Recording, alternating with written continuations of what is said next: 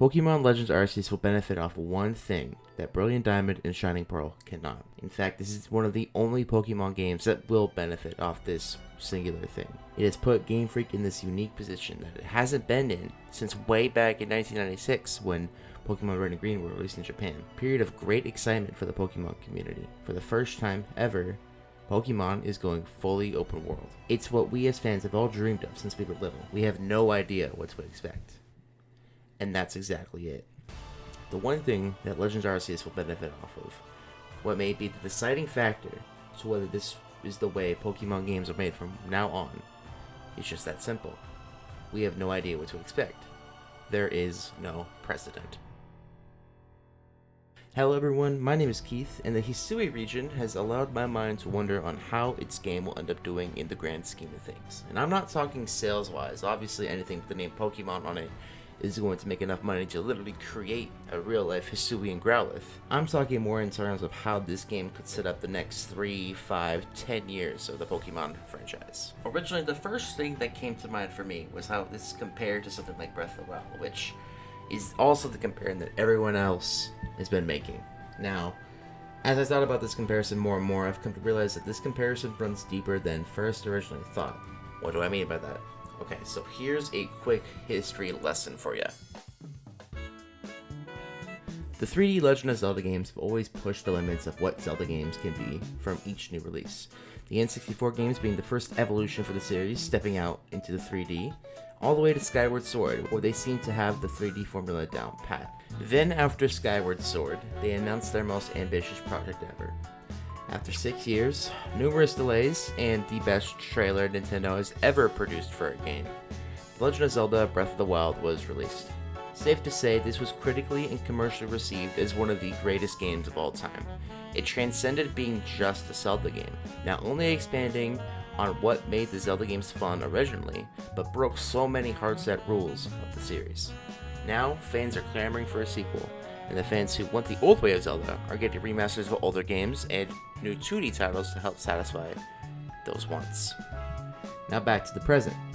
Keep in mind the main things I mentioned that Nintendo did with Zelda, and let's talk about what I think they're doing with Legends Arceus, and in turn, the future of Pokemon.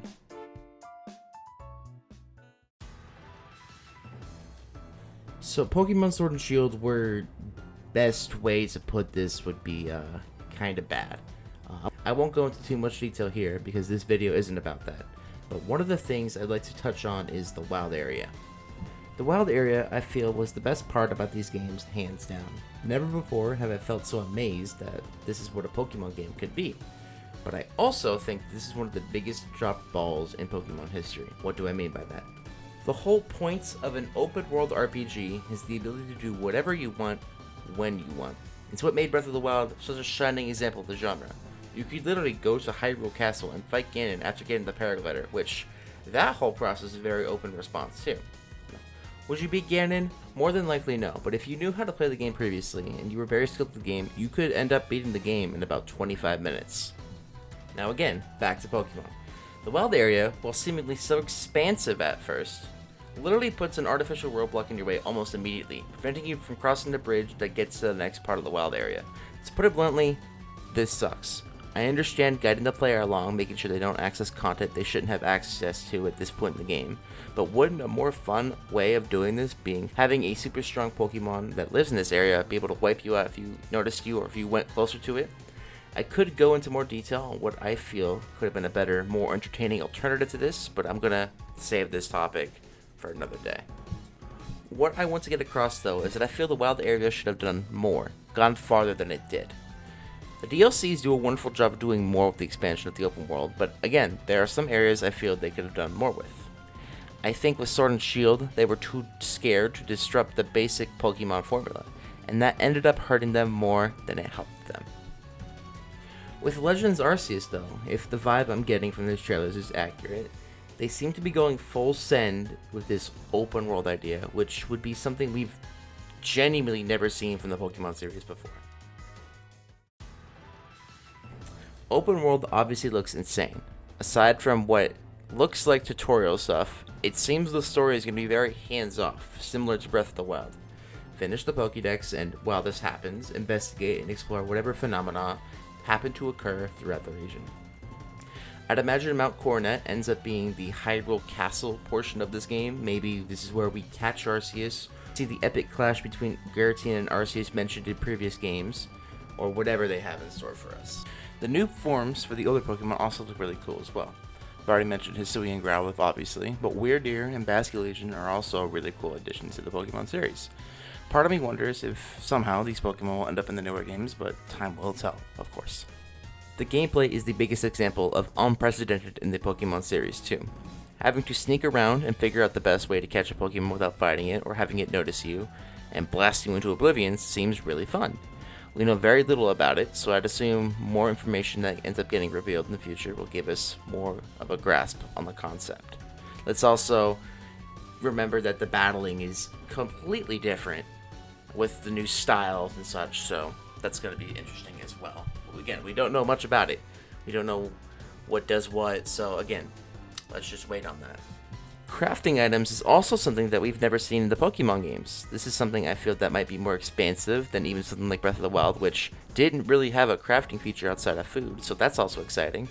Riding Pokemon also seems like they took what Breath of the Wild did with horses, and with earlier games like Let's Go and Sun and Moon, they turned it up to 50 notches, and all of these modes of transportation look crazy fun.